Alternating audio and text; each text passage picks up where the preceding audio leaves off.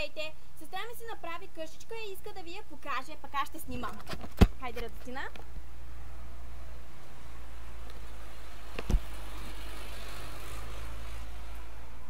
Това беше трактор.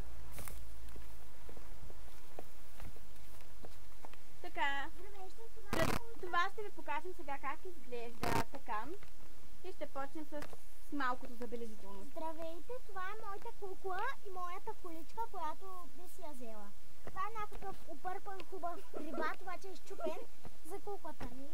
Ясно. Това са приборите, които взехме от вкъщи, а това е форма за торта. Да. Това са дрехите, които са за кукли. Иван, стария сестер.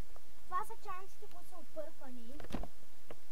Това са кучиите, които си бих запазила от куклите. И които вече си запазила. Които вече съм ги запазила.